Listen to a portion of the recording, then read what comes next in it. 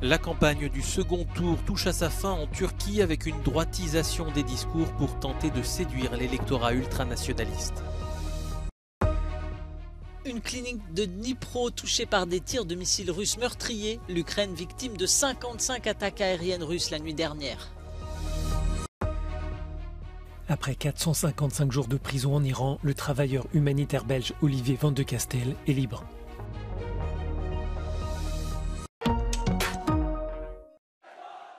Fin de campagne pour Recep Tayyip Erdogan qui aborde le deuxième tour de la présidentielle avec une relative sérénité. Son meeting à Istanbul ce vendredi a rassemblé des milliers de personnes avant le vote qui aura lieu dimanche. Arrivé en tête au premier tour avec 49,5% des voix, il est en bonne position pour l'emporter avec le soutien du troisième homme, Sinan Ogan, qui avait raflé 5% des suffrages. Son adversaire, Kemal Kılıçdaroğlu, jette aussi ses dernières forces dans la bataille avec un discours qui s'est droitisé dans l'entre-deux-tours. Fini les signes de la main en forme de cœur, Kemal Kılıçdaroğlu a adopté un discours martial avec une promesse, celle de renvoyer les 3,5 millions de réfugiés syriens présents sur le sol turc.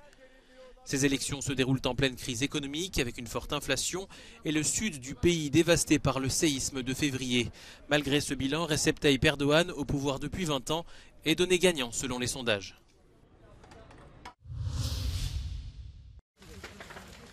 Les Ukrainiens disent que c'est une clinique psychiatrique. Dans la nuit, le bâtiment a été touché par des missiles russes à Dnipro. Au moins 2 personnes ont été tuées, 23 blessés. Une frappe dénoncée par le président Volodymyr Zelensky comme un crime contre l'humanité. Sur l'ensemble du territoire, l'état-major ukrainien a fait état de 55 attaques aériennes russes, dont l'une a notamment endommagé un barrage dans la région de Donetsk, faisant courir un grand danger d'inondation. La Russie a, elle, rapporté pour la 5e journée consécutive des bombardements ukrainiens sur la région russe frontalière de Belgorod, déjà visée en début de semaine au cours d'une incursion de combattants armés venus d'Ukraine, ainsi qu'une frappe de drone à Krasnodar, à 200 km de la Crimée.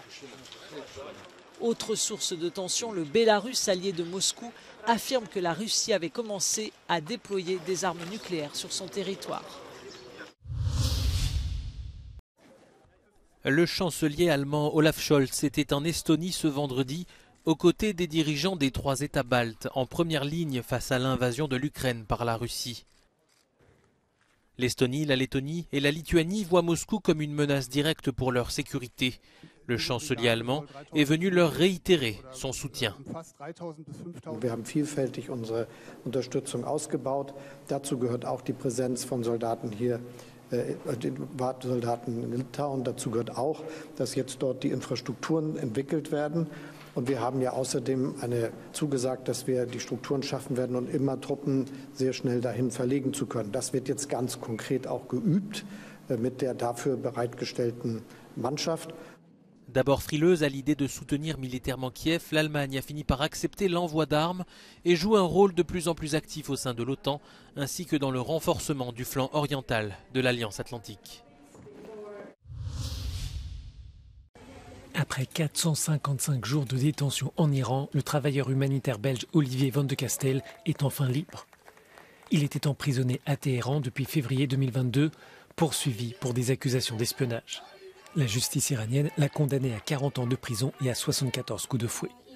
L'annonce de sa libération a été faite par le Premier ministre belge. Alexander De Croo a précisé qu'Olivier Van de Castel avait été emmené à Oman par des diplomates et des soldats belges pour passer des examens médicaux. Pour moi, le choix a toujours été clair. La vie d'Olivier a toujours primé. C'est une responsabilité que je prends sur moi, que j'assume. Nous n'abandonnons en Belgique personne, encore moins un innocent. Selon le gouvernement iranien, cette libération est le fruit d'un échange de prisonniers entre Bruxelles et Téhéran.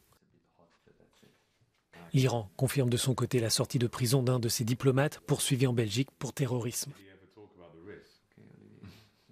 Pour la famille et proches d'Olivier Van de Castel, cette libération est un soulagement car des informations indiquaient que son état de santé s'était détérioré.